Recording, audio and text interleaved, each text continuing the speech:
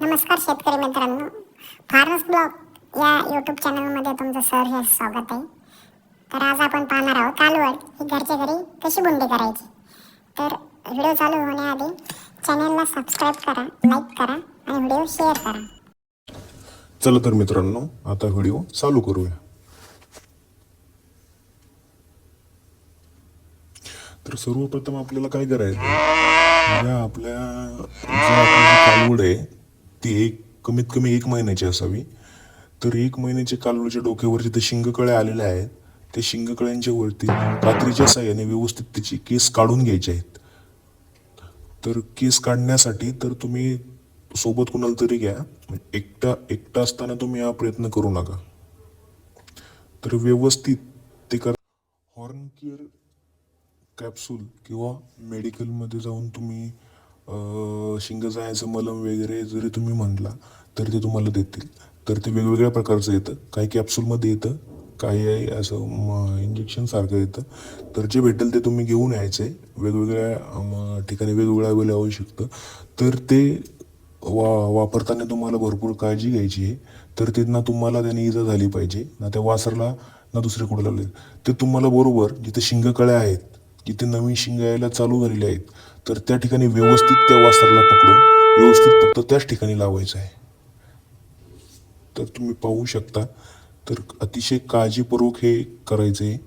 खूप हे करताना तुम्ही स्वतःची व त्या वासराची दोघांची व्यवस्थित काळजी घेऊन ते केलं पाहिजे. तर हे करताना तुम्ही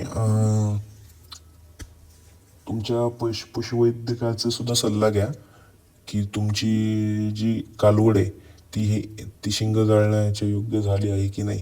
कारण तुम्ही जर ते 1 महिन्याच्या अगोदर जर हा प्रयोग केला तर त्या कालवडासाठी हानिकारक होऊ शकतो. तर हे कमीत कमी 1 महिन्याचं कालवड पाहिजे तुमचं. तर तुम्हाला जर हा व्हिडिओ जर चांगला वाटत असेल तर तुम्ही हा व्हिडिओ लाईक करा, फॉलो करा आणि तुमच्या मित्रांसोबत शेअर करा आणि सबस्क्राईब करायला विसरू नका. तर तुम्ही पाहू शकता हे करताना ते वासरू किती म्हणजे त्याला वेदना होत आहेत.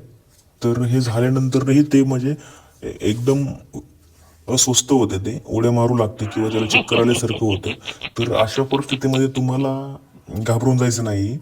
हे लावल्यानंतर असं होणं एकदम साधारण गोष्ट आहे. तर ते त्याला चक्कर आल्यासारखं होणं हे एकदम नॉर्मल आहे. तर तुम्ही अशा परिस्थितीत घाबरून जायचं नाही.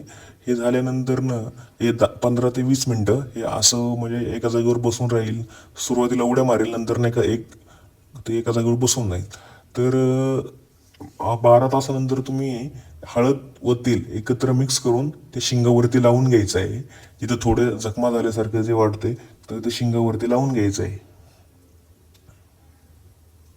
आणि महत्त्वाचं म्हणजे याच्यामध्ये तुम्हाला 2 ते 3 दिवस मिनिमम 2 ते 3 दिवस त्याच्यावरती पाणी अजिबात लागून द्यायचं नाहीये.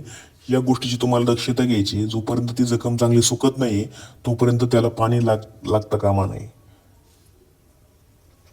तर मित्रांनो, हा व्हिडिओ तुम्हाला कसा वाटला हे कमेंटमध्ये नक्की सांगा. आणि तुमची जी कालवड आहे ती कोणत्या ब्रीडपासून तुम्ही तयार केलेली आहे ते कमेंटमध्ये नक्की सांगा. ही जी कालवड आहे अम्रपाल 100% ला HF क्रॉस दिलेला आहे. तर तुमची कालवड कोणत्या ब्रीडची आहे हे कमेंटमध्ये नक्की सांगा. आणि हा व्हिडिओ तुमच्या मित्रांसोबत शेअर करायला अजिबात विसरू नका.